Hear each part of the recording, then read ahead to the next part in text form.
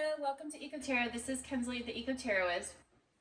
This message is for Aries, and I'm clearing up your energy, but I wanted to try a different format today.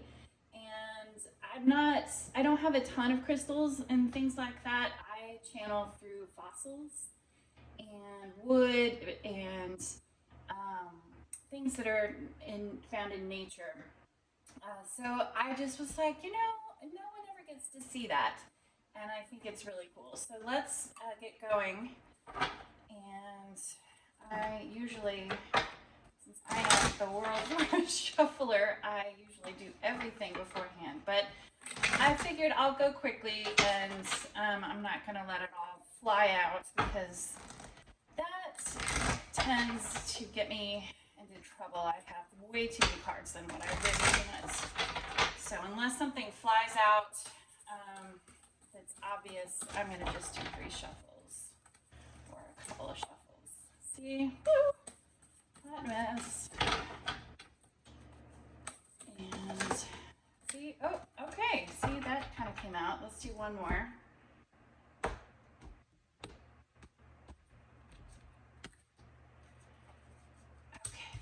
You get the dolphin spirit and the flamingo spirit. Ooh, I like this. And then the badger spirit is underneath. Ooh, feisty. There's some feisty energy happening here. And so let's go into who.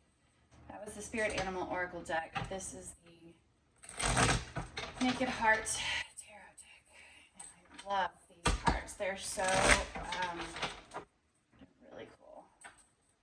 I totally want to do my own tarot deck with all of my ecology information, and this is very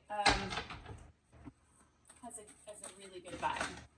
Hold on, that's way too many cards.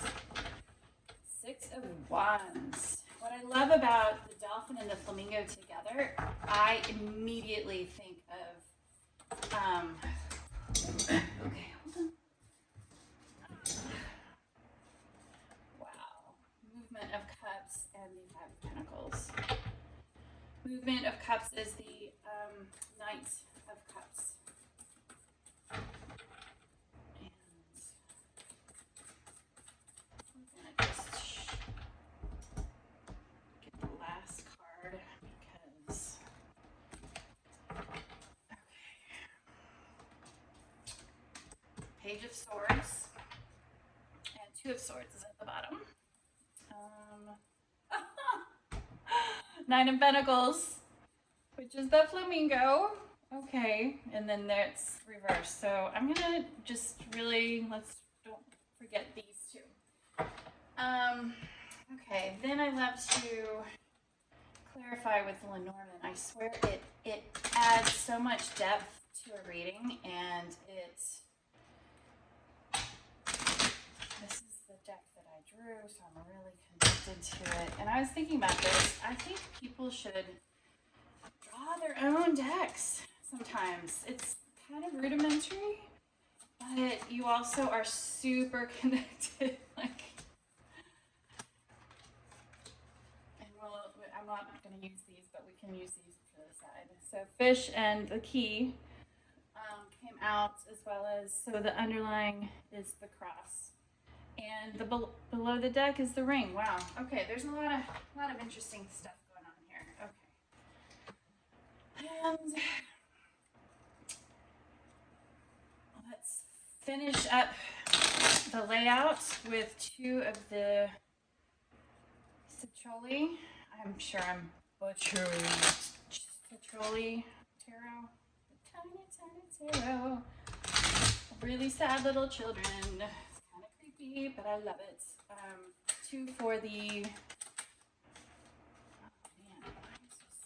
Lily and ooh, okay.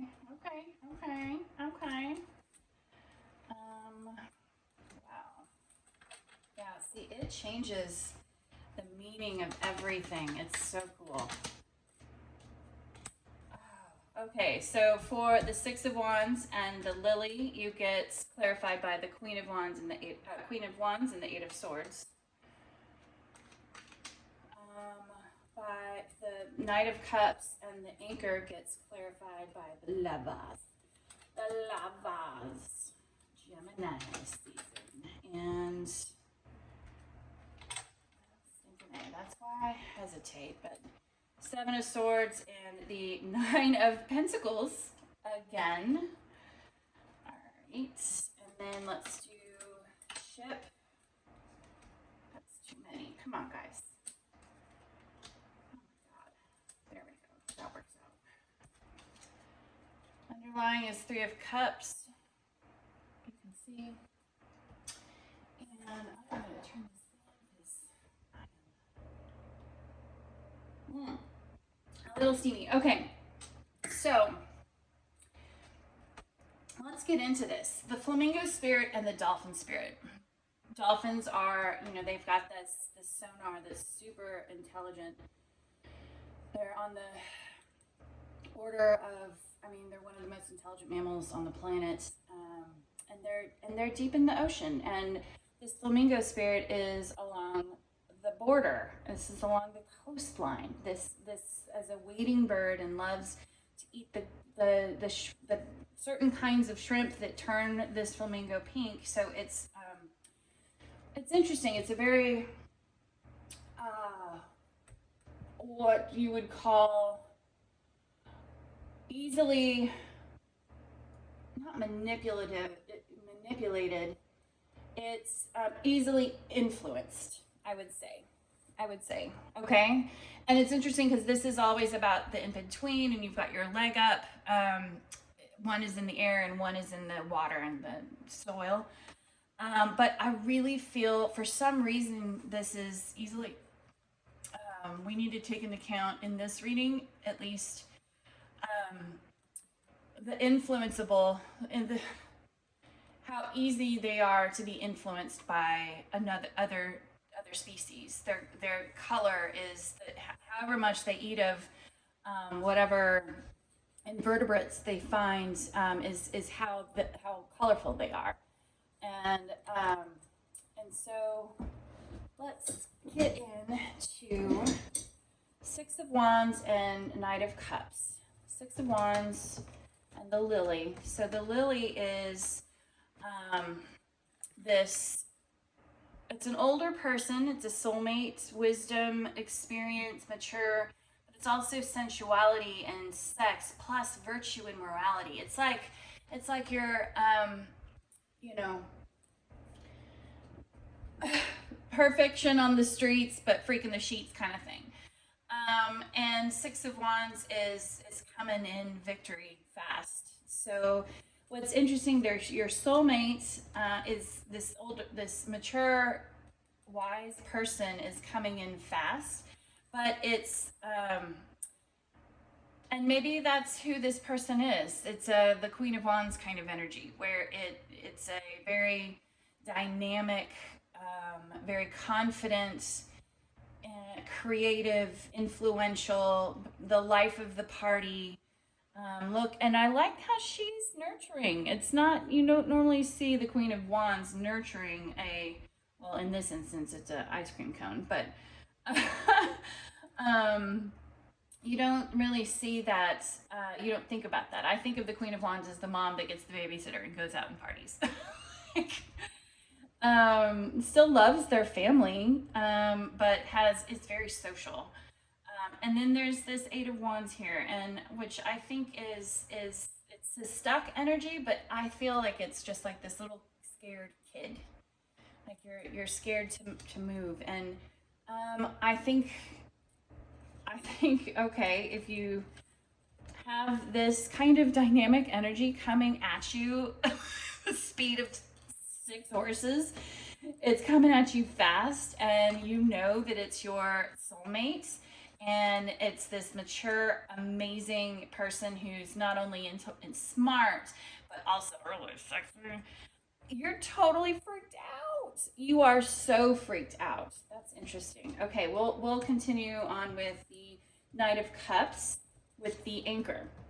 Now, I depicted the anchor bug, but it really is, and all of this is very, if you notice, look at this great blue whale here. It's all very marine focused, because if you think about an anchor, typically would be an anchor to a ship on boat in the ocean, and the anchor is stability, it's resilience, restraint, laying foundations, hold, you know, not resistance, resilience. That's interesting. Coupled with the lovers, the Seven of Swords, and the Nine of Pentacles. Now, obviously, sometimes the lovers is choices, but in this context, this is romance and love. And so I think,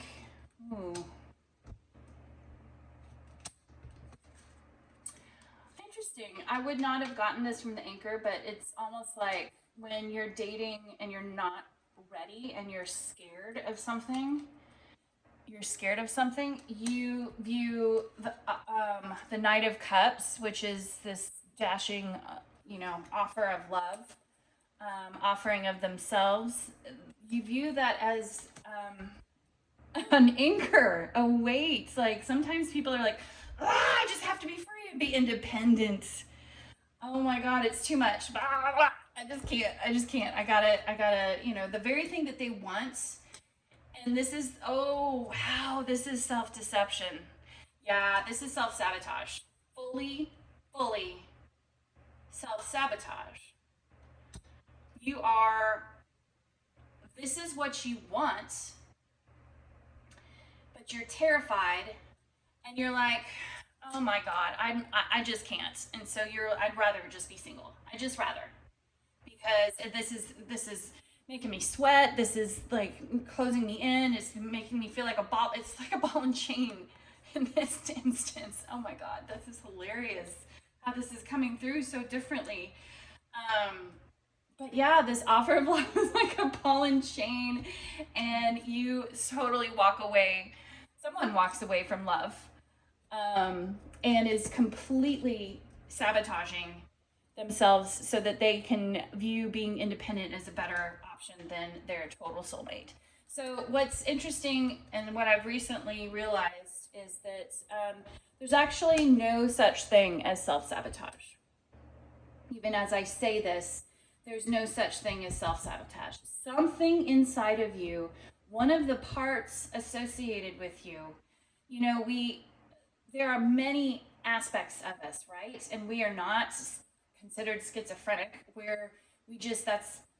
You dress up for one date a certain way, and you dress up down for another, and you talk to your parents one way, and you talk to your friends the other, and your boss another way. And so there's all these different parts to you. And one of those parts feels like it's protecting you for whatever reason, because when you felt love as a child, it was, say, as a only if you did what your mom asked you to do, would you get love in return. And so you see love as you see the offering of love as a ball and chain, as an anchor. And so most people would call it self-sabotage, but there's one part of you that truly believes I am protecting this person that I'm a part of. I'm protecting them. So they truly believe this is in the best interest for you. And but from an outside view, it's this whole self-sabotage of being approached. It's going too fast. This soulmate energy, this dynamic, and you're just overwhelmed, and you want to pull out. And this is interesting because I would not consider that a part of this flamingo spirit, but at the same time, it's like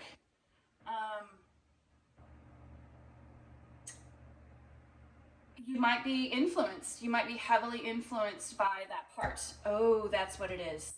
Yeah, Okay, so you're heavily influenced by the part of you that is quote unquote self-sabotaging, but actually feels like it's protecting you. It is, and look at that, this little creepy dude. that's that's you. That's you. Self-sabotaging. And and look, she's got this fish balloon. I just think it's funny how everything's kind of marine. Anyways, the part of you that can't handle this is heavily influencing you right now. Interesting. Next, the dolphin spirits. Um, this and that are true. It's kind of like an energy of, well, there's different perspectives of truth, right? So one thing that could be true for that person is not necessarily true for someone. So let's look at this. So Five of Pentacles is that feeling of being shut out, and I think it's a feeling of insecurity. I finally realized it was this insecurity, and the ship is this traveling, departure, leaving. So you're insecure about either you leaving or someone else abandoning you. And you have this page of Pentacles and the Queen of Swords here. So, oh yeah. Okay. Let me just go through this right here too.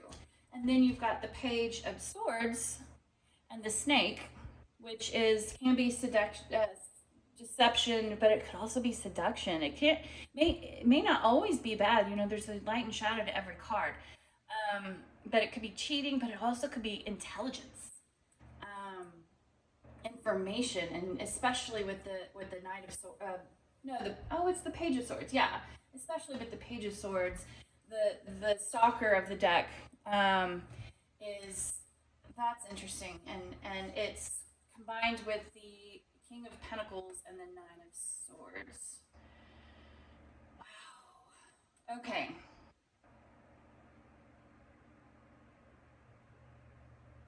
I feel like you think you are just like a novice. You're a novice in this situation, and that the partner that you're freaked out about, it's like it's taking you back to childhood, and maybe that's what this is. It's taking you back to childhood where your mom cut you out. Your mom gave you a fucking hard time and was like, no, this is how it's supposed to be if you want my love. And then and then your dad is this King of Pentacles, and he's like, if you want my love, then you've got to work hard for it. And he was a very stubborn man. You see this bull in him, and it gives you anxiety and nightmares, and so all of this makes you respond as a child would. It's like forbidden knowledge, deception, and seduction, but also intelligence. You have created something in your head that you think that this person, this Queen of Wands, is absolutely not who they say they are. And you are going back to childhood, and subconsciously, it's probably not consciously, but definitely that these two cards came out together where you, as a child, look at that little innocent Page of Pentacles,